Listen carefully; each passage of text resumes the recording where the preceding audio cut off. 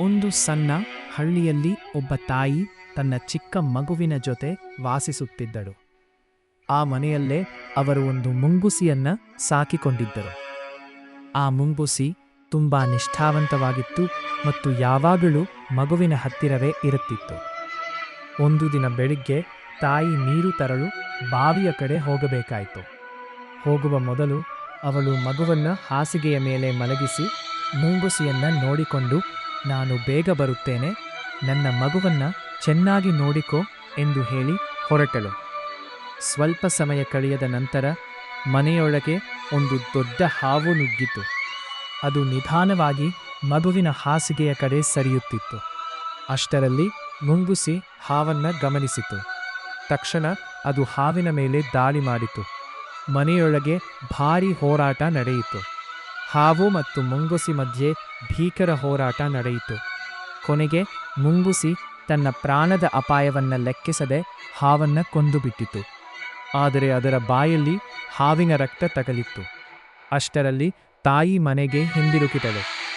ಬಾಗಿಲಿನ ಬಳಿ ನಿಂತಿದ್ದ ಮುಂಗುಸಿಯ ಬಾಯಲ್ಲಿ ರಕ್ತ ಕಂಡ ತಕ್ಷಣ ಅವಳ ಮನಸ್ಸಿನಲ್ಲಿ ಭಯ ಮತ್ತು ಕೋಪ ತುಂಬಿತು. ಇದು ನನ್ನ ಮಗುವನ್ನ ಕೊಂದಿರಬೇಕು ಎಂದು ಅವಳು ಯೋಚಿಸಿತು. ಯಾವುದೇ ವಿಚಾರಿಸದೆ ಕೋಪದಲ್ಲಿ ಅವಳು ಕೈಯಲ್ಲಿದ್ದ ನೀರಿನ ಪಾತ್ರೆಯಿಂದ ಮುಂಗುಸಿಗೆ ಬಲವಾಗಿ ಹೊಡೆದಳು. ಮುಂಗುಸಿ ಅಲ್ಲಿ ತಕ್ಷಣ ಸತ್ತು ಬಿಟ್ಟಿತು. ಅವಳು ಆತಂಕದಿಂದ ಒಳಗೆ ಓಡಿ ಹೋದಳು. ಆದರೆ ಒಳಗೆ ಹೋಗಿ ನೋಡಿದಾಗ ಮಗು ಶಾಂತವಾಗಿ ಮಲಗಿತ್ತು. ಹಾಸಿಗೆಯ ಪಕ್ಕದಲ್ಲಿ ಒಂದು ದೊಡ್ಡ ಹಾವು ಸತ್ತ ಸ್ಥಿತಿಯಲ್ಲಿ ಬಿದ್ದಿತ್ತು. ಆ ಕ್ಷಣದಲ್ಲಿ ತಾಯಿಗೆ ತನ್ನ ತಪ್ಪಿನ ಅರಿವು ಆಯಿತು.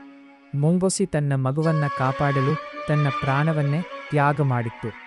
ಆದರೆ ತ್ವರಿತ ನಿರ್ಧಾರದಿಂದ ಅವಳು ತನ್ನ ನಿಷ್ಠಾವಂತ ಸ್ನೇಹಿತನನ್ನೇ ಕಳೆದುಕೊಂಡಳು. ತಾಯಿ ಕಣ್ಣೀರು ಹಾಕುತ್ತಾ ಮುಂಗುಸಿಯ ಬಳಿಗೆ ಕುಳಿತಳು. ಅವಳು ತುಂಬಾ ಪಶ್ಚಾತ್ತಾಪಪಟ್ಟಳು.